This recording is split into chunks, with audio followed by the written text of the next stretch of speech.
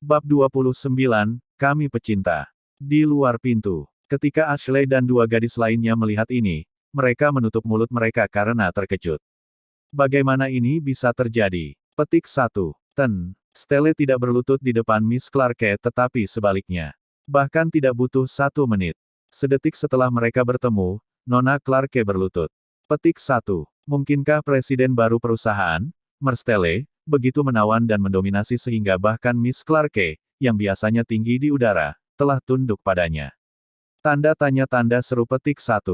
Ketiganya bahkan lebih kagum dan hormat terhadap Jordan. Mendengar suara-suara di luar pintu, Jordan mengintip melalui celah, dan ketiganya yang ketakutan dengan panik melarikan diri. Setelah itu, Jordan berjalan ke arah Victoria dan hanya memandangnya dari atas tanpa membantunya berdiri. Jordan tersenyum dan berkata, "Nona Clarke, mengapa Anda berlutut di depan saya begitu kita bertemu? Saya tidak bisa menerima sikap agung dari Anda." Petik 2. Victoria diam-diam berpikir, jika Anda tidak dapat menerimanya, cepatlah dan bantu saya. Kamu membuatku sangat malu, dan ini adalah posisi yang canggung untuk berada di. Semua orang dewasa mungkin akan salah paham jika mereka melihat postur Victoria dan Jordan sekarang. Namun, Victoria juga tahu bahwa dia hanya bisa menyalahkan dirinya sendiri. Persetan dengan Camden. Jika bukan karena mereka, aku tidak akan menyinggung atasanku. Memikirkan semua yang terjadi kemarin membuat Victoria merasa ingin mati. Victoria segera meminta maaf dengan rasa bersalah. "Maaf, Tuan Stella, saya salah. Mohon maafkan saya atas apa yang saya katakan kemarin." Jordan berjongkok dan menghadap Victoria. "Kemarin. Oh, aku ingat, kamu sepertinya mengatakan bahwa kita adalah kekasih kemarin."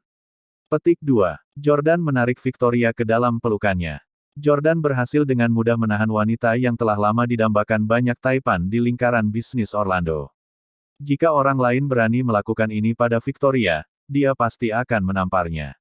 Namun, dia tidak berani melakukan itu pada Jordan.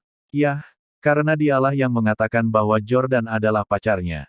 Aroma tubuh Victoria yang harum tercium hingga ke hidung Jordan. Tidak heran begitu banyak pria yang tergila-gila dengan Victoria. Jordan merasa segar dan senang setelah hanya memeluknya sebentar. Jordan terus mengoceh, "Saya mendengar bahwa saya bahkan memesan seluruh pulau untuk memohon Anda menjadi pacar saya." Pulau mana itu? Merasa sangat malu, Victoria berharap dia bisa menggali lubang dan melompat ke dalamnya. "Maaf, aku salah." Victoria meminta maaf lagi. Jordan juga tidak ingin bersikap akrab dengan wakil presiden perusahaannya di kantor. Karena itu, dia melepaskannya dan berdiri. "Oke, bangun sekarang. Tidak baik membiarkan karyawan lain melihat ini." Petik 2. Ya, Victoria buru-buru bangkit dan segera menutup pintu kantor. Dia kemudian mengeluarkan remote control dan menyalakan mode privasi jendela kaca untuk mencegah karyawan di luar melihat apa yang terjadi di dalam. Pada saat ini, Jordan sudah kembali ke tempat duduknya. Dia berkata dengan dominan, "Nona Clarke, Anda kemarin mengatakan bahwa Anda akan memutuskan semua cara yang mungkin bagi saya untuk mempertahankan mata pencaharian di Orlando. Saya sekarang atasan Anda, Presiden S Corporation." Petik 2. Biarkan aku bertanya padamu, bagaimana lagi kamu akan melakukannya sekarang? Sejak perayaan ulang tahun kemarin, Jordan sudah menantikan momen ini. Memotong semua cara yang mungkin bagi saya untuk mempertahankan mata pencaharian. Apakah kamu memiliki kemampuan untuk melakukan itu?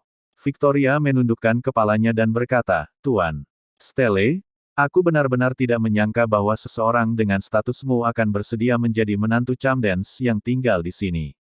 Saya tahu saya tidak bisa menghapus kesalahan yang telah saya lakukan. Saya bersedia menerima hukuman apapun yang Anda berikan kepada saya."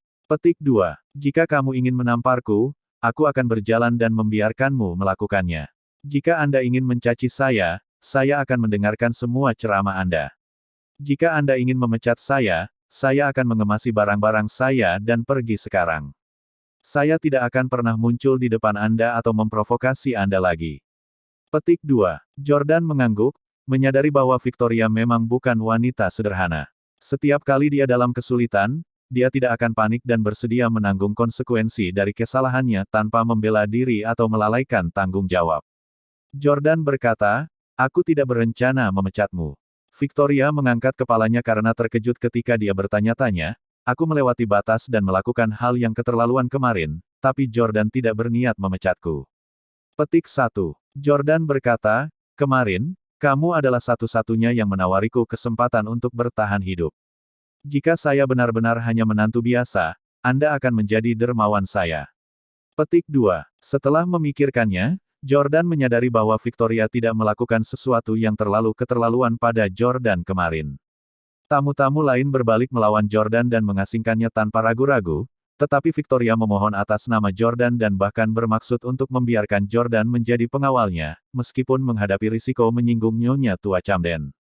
Victoria hanya berdiri dalam solidaritas dengan mereka karena dia merasa malu setelah Jordan menolaknya. Merasa sangat tersentuh, Victoria berseru dengan air mata berlinang, "Terima kasih, Tuan Stelle. Saya akan melayani Anda dengan sepenuh hati di masa depan." Victoria tidak menyangka Jordan begitu murah hati dan pengertian di usia yang begitu muda. Jordan berkata, "Aku bisa memaafkanmu, tapi aku tidak akan membiarkan satu pun dari orang-orang yang bersumpah mereka akan memotong semua mata pencaharian untukku lolos tanpa hukuman." Petik 2. Nona Clarke. Kamu boleh memanggilku Victoria, kata Victoria dengan suara lembut setelah menyeka air matanya. Jordan berkata, Victoria, kumpulkan informasi dari mereka yang mengatakan mereka akan memotong semua mata pencaharian untukku dan menyerahkannya kepadaku. Petik 2. Ya, Victoria tahu bahwa Jordan akan membalas dendam pada mereka. Akan segera ada pergolakan dalam lingkaran bisnis Orlando. Bab 30, Tersesat. Raja Hotel, pengusaha restoran, pemilik jasa pengiriman. Jordan ingin menumbangkan dan memusnahkan bos besar yang telah mendominasi Orlando selama bertahun-tahun dalam satu gerakan. Di antara mereka, Tyler adalah orang pertama yang muncul di benak Jordan. Begitu dia memikirkan Tyler, Jordan mengingat semua yang mantan istrinya, kata Hailey. Lihat Tyler, keluarganya bernilai lebih dari $1 miliar.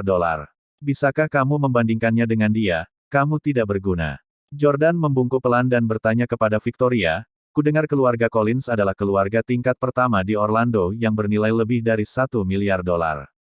Petik 2. Victoria menjawab, bisa dibilang begitu. Mereka bernilai lebih dari $1 miliar 2 tahun lalu, tetapi kekayaan bersih mereka telah sangat menyusut, sekarang mereka mungkin bernilai sekitar $500 juta. Mereka tidak jauh lebih baik dari Camden sekarang. Mengingat bahwa Jordan mengklaim bahwa Hailey berselingkuh dengan Tyler selama jamuan ulang tahun kemarin, Victoria segera melanjutkan.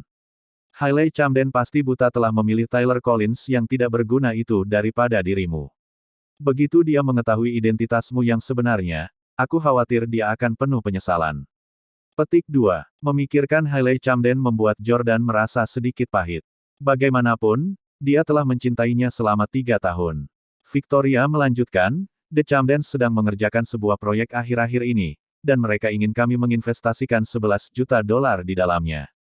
Mereka menawarkan banyak keuntungan kepada saya, tetapi saya akan menolaknya sekarang dan meminta mereka untuk melupakan kerja sama dengan S Corporation. Petik 2. Victoria awalnya ingin membuat kerja sama itu terjadi, tetapi dia tahu Jordan berhubungan buruk dengan Camdens. Karena dia dulunya adalah menantu yang tinggal di Camdens, yang telah mereka usir setelahnya, bagaimana mungkin dia mau bekerja sama dengan mereka? Yang mengejutkannya, Jordan berkata, kamu mengarang sejumlah kebohongan tentang aku kemarin, tapi ada satu hal yang kamu benar. Saya memisahkan pekerjaan dan kehidupan pribadi. Jadi saya tidak akan memboikot Camdens dalam bisnis hanya karena hubungan pribadi saya dengan mereka. Tunjukkan padaku proposal proyek itu. Victoria sedikit terkejut, dan dia berpikir bahwa Jordan memang memiliki karakter moral. Ya, aku akan membawanya kepadamu sekarang. Victoria berbalik dan hendak pergi. Lupakan saja, aku akan pergi denganmu dan pada saat yang sama memeriksa kantormu. Saya ingin melihat apakah kantor wanita cantik seperti Anda penuh dengan wewangian. Jordan bangkit dari kursinya dan mengikuti Victoria. Sementara itu, Tyler masih menunggu dengan cemas di lobi lantai 1. Dia belum pergi. Dia ingin naik dan melihat apa yang terjadi, tapi dia tidak bisa melakukannya tanpa kartu akses. Hei, Tuan Collins. Seorang karyawan wanita S Corporation tiba-tiba mengambil inisiatif untuk berjalan ke arah Tyler. Tyler memandangnya, tetapi dia tidak mengenali siapa dia. Wanita itu tertawa dan berkata, Tuan Collins, Pasti kamu tidak lupa siapa aku, kan? Itu sangat menyedihkan. Anda membelikan saya minuman di LINX Bar tempo hari. Setelah itu, kami pergi kamu bersenang-senang denganku sepanjang malam. Baru pada saat itulah Tyler ingat bahwa dia memiliki hubungan satu malam dengannya sebelumnya. Penampilan gadis malang yang biasa-biasa saja dan riasan yang norak membuat Tyler merasa seperti Hailey ratusan tingkat lebih tinggi darinya. Dia diam-diam mengutuk, sialan, aku pasti terlalu banyak minum hari itu. Saya menerima wanita yang begitu buruk. Namun, Tyler tetap tersenyum dan bertanya, oh, ya, saya ingat. Apakah Anda bekerja di S Corporation? Wanita itu mengangguk. Tyler meraih tangannya dan berkata, cepat, bawa aku ke atas. Wakil Presiden Anda Nona Clarke dalam bahaya. Semenit kemudian, Tyler tiba di lantai tempat Jordan berada. Begitu dia keluar dari lift, dia mendengar beberapa karyawan wanita S Corporation berbisik di antara mereka sendiri. Hei, kau tahu, dia berlutut tepat setelah dia melihat Presiden. Apa kau percaya itu? Dia berlutut begitu dia melihatnya. Petik 2. Tyler tidak tahu apa yang mereka bicarakan, tapi dia juga tidak peduli dengan gosip S Corporation.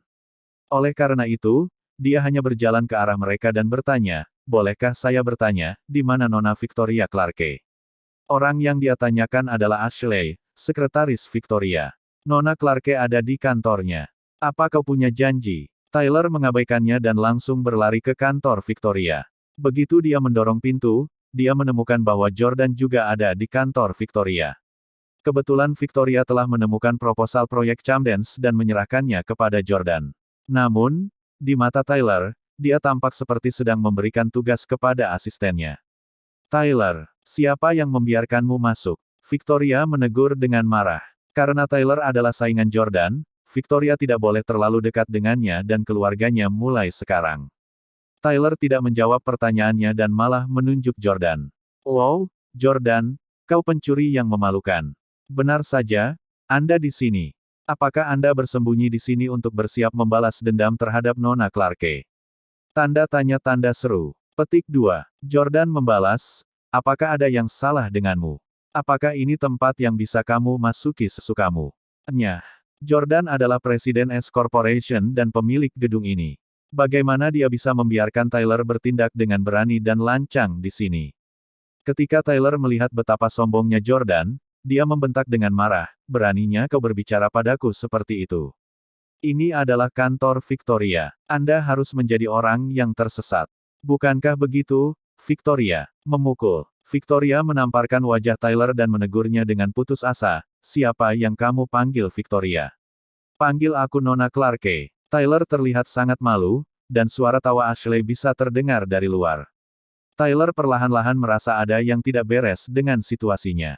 Tampaknya semua orang sadar bahwa Jordan ada di kantor Victoria. Tapi kenapa Ashley dan yang lainnya tidak menghentikannya? Setelah memikirkannya, Tyler tiba-tiba menunjuk ke arah Jordan dan berteriak, aku mengerti. Anda tidak di sini untuk membalas dendam.